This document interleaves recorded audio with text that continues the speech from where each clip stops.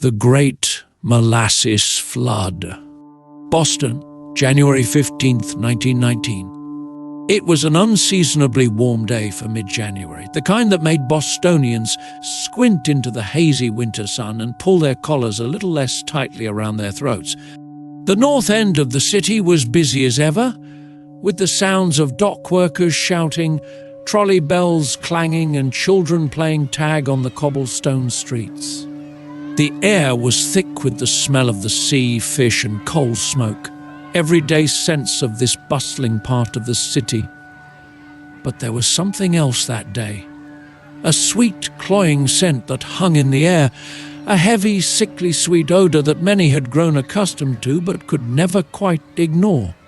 The towering steel tank that loomed over Commercial Street was the source. Standing 50 feet high and nearly 90 feet across, it held over 2 million gallons of thick, dark molasses. Built by the Purity Distilling Company, the tank was a giant bloated beast sitting among the warehouses, its metal panels creaking and groaning as the thick syrup inside slowly fermented. On that day, 22-year-old Bridget Cleary was heading home from her shift at the local laundry.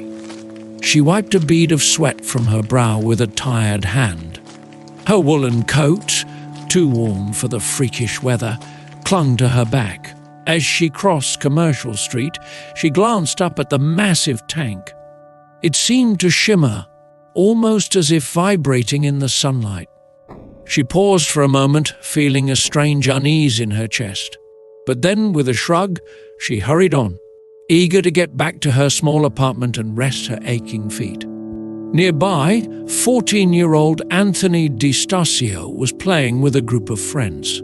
They had spent the morning at school, and now they ran in and out of the shadows cast by the tank, pretending to be pirates. The tank always fascinated Anthony. It was so big, so powerful, and he often dreamed about climbing it, imagining the adventures he'd have from such a height. Inside the offices of the Purity Distilling Company, Albert Gallagher, a bookkeeper, sat hunched over a pile of papers. He barely noticed the noise outside, the distant rumble of a trolley, the chatter of workers. All he heard was the relentless ticking of the clock, each second dragging him closer to the end of another monotonous day. He shifted in his chair, feeling the floorboards vibrate beneath him. The vibrations were nothing new.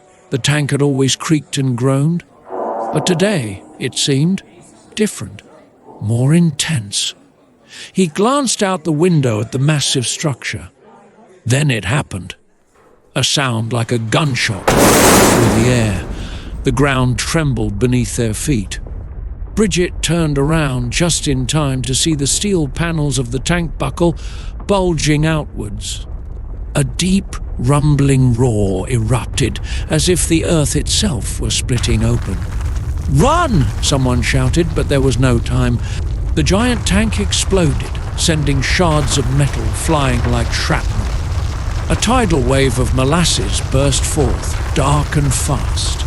It rushed down the streets at 35 miles per hour, as swift and unforgiving as any flood of water. The wave was over 25 feet high and bore down on everything in its path with unimaginable force. Bridget stood frozen, eyes wide with horror.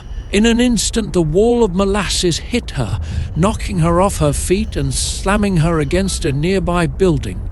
She gasped as the sticky syrup filled her mouth, her nose, her ears. She tried to scream, but the molasses was too thick. She was trapped, unable to move, unable to breathe. Anthony felt the ground shift beneath him. He tried to run, but the wave was faster.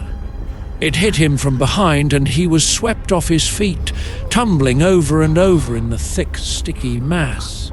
The molasses clung to his clothes, his skin, his hair, pulling him under. He clawed desperately, trying to find something to hold on to, but there was nothing but darkness. Albert Gallagher was thrown from his chair by the force of the explosion. He scrambled to his feet and ran to the window, his heart pounding in his chest. He saw the wave coming and instinctively threw himself behind his desk. The molasses crashed through the windows, shattering glass and tearing wood from the walls. It surged through the room, swallowing everything in its path. The molasses wave tore through the north end, crushing buildings, sweeping away horses and wagons, and tearing through the elevated railway.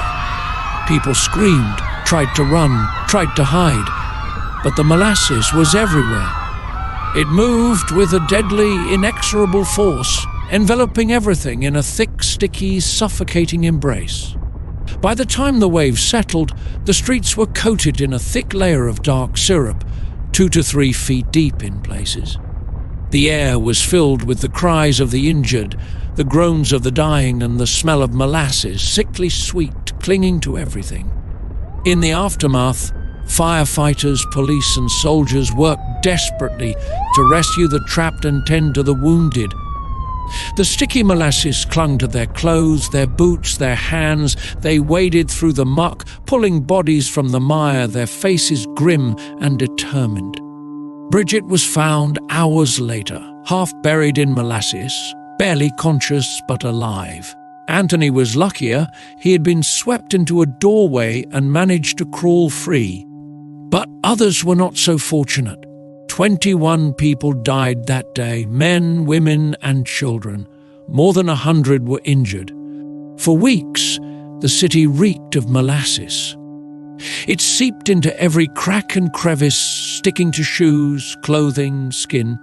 The cleanup took months. The Purity Distilling Company was held responsible for the disaster, their neglect and cost-cutting measures exposed in the courts. But for the people of Boston, the memory of that dark wave would never fade.